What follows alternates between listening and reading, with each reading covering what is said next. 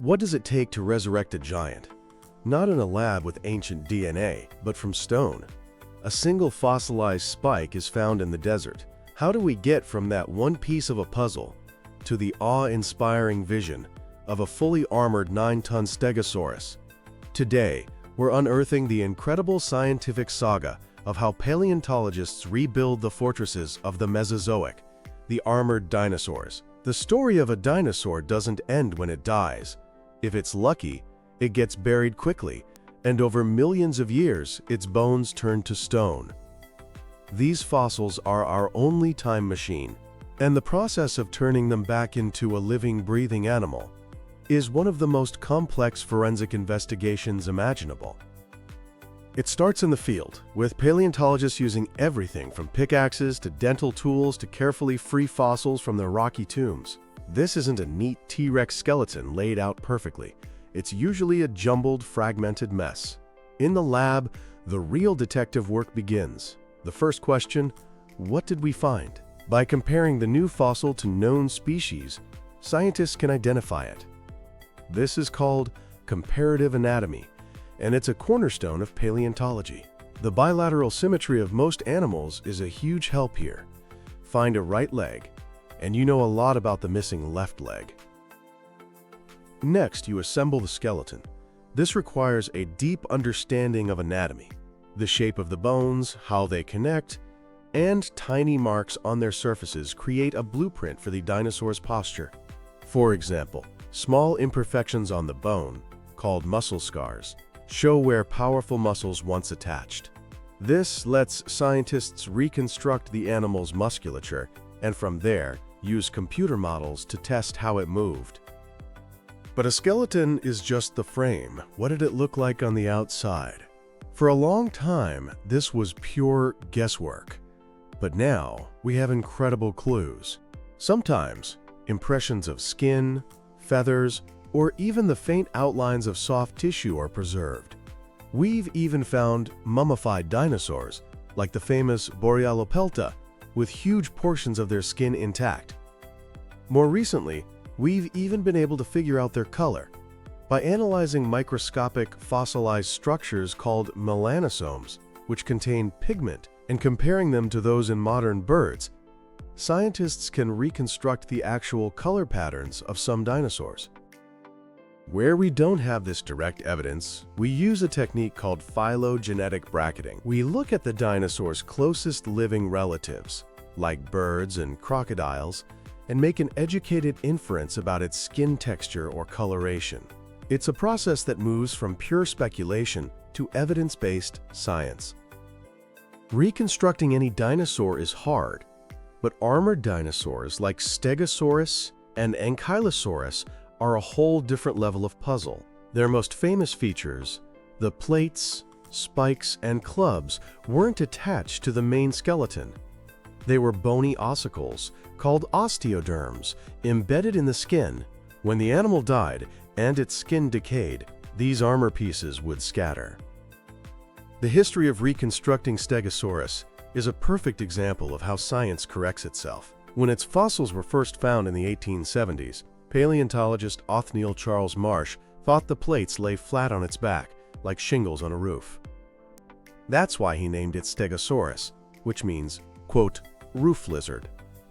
As more complete fossils were found, it became clear the plates stood upright. For a while, paleontologists depicted them in a single neat row. But then, a specimen was found where the plates were preserved in their life position, held in place by mud, revealing the staggered, alternating pattern of two rows we know today. But how were these plates used? The obvious answer is armor, but they're surprisingly thin and full of channels for blood vessels. A bite from an Allosaurus would likely shatter them and cause massive bleeding. Plus, they leave the dinosaur's flanks completely exposed. This led to another popular theory, thermoregulation.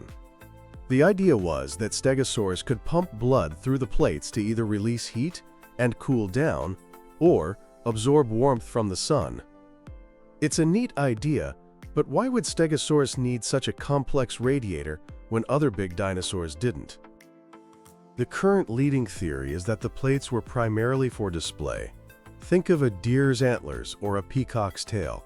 The huge variation in plate size and shape across different stegosaur species suggests they were used for species recognition, attracting mates, or intimidating rivals. Studies of the bone under a microscope show they were highly vascularized, which could have allowed Stegosaurus to flush them with color for a dramatic display. It's also possible their function changed with age. In young adults, the plates seem built for display, while in older, more mature animals, the tail spikes, the thagomizer, become much more robust, suggesting they took on a more defensive role later in life. If Stegosaurus was a puzzle, Ankylosaurus was a fortress that had been blown apart and needed to be reassembled. These living tanks were covered in a mosaic of armor. Bony half-rings protected the neck, while the body was covered in plates and smaller bony ossicles that filled in the gaps. And of course, the Ankylosaurids had that massive tail club. The main challenge is that, just like with Stegosaurus, this armor was embedded in the skin and scattered after death. Figuring out the exact arrangement is a nightmare. But again, incredible fossils have given us crucial clues. A specimen of a dinosaur called Tarsier from Mongolia was found with some of its armor still in place. But the real game changer was the discovery of Borealopelta in Canada. This isn't just a skeleton, it's practically a dinosaur mummy, with armor, skin, and even stomach contents preserved. Borealopelta showed us that the bony armor was covered in a tough keratin sheath, the same material as our fingernails. This sheath could increase the size of the spikes and plates by up to 40%, making them look much more formidable in life than the bare bone would suggest. The function is also more complex than just defense. While nobody doubts the tail club was a devastating weapon, what about all the other spikes and plates? Microscopic analysis of the armor in different ankylosaur groups shows some interesting differences. The spikes of a group called polacanthids were relatively thin-walled, suggesting they were more for show. The spikes of another group, the nodosaurids, were much sturdier, better suited for actual combat. And combat against what? Not just predators. A recently found fossil of an ankylosaur named Zool shows injuries on its flanks that perfectly match the tail club of another Zool. This suggests they were fighting each other, likely over mates or territory, just like modern mountain goats. Just when paleontologists think they're getting a handle on ankylosaurs, a new discovery comes along and rewrites the rules. Meet Spicomellus afer, a recently discovered early ankylosaur from Morocco. It's been called one of the strangest dinosaurs ever found, and for good reason. Spicomellus had an armor feature never before seen in any vertebrate, living or extinct. Its spikes were fused directly to its ribs. This animal was covered in an arsenal of long, blade-like spikes, including neck spikes that were over a meter long. This discovery is huge.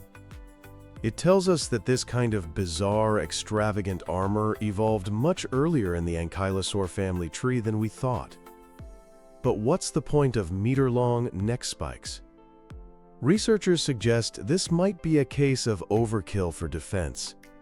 It's more likely they were for display, to attract mates or scare off rivals. The fact that later ankylosaurs from the Cretaceous had armor that was arguably simpler and more functionally defensive might suggest a shift in evolutionary pressures, perhaps as bigger and badder predators like Tyrannosaurus rex appeared on the scene. Spicomellus is a perfect reminder that the story of dinosaur evolution is far from finished, and the rocks still hold so many secrets.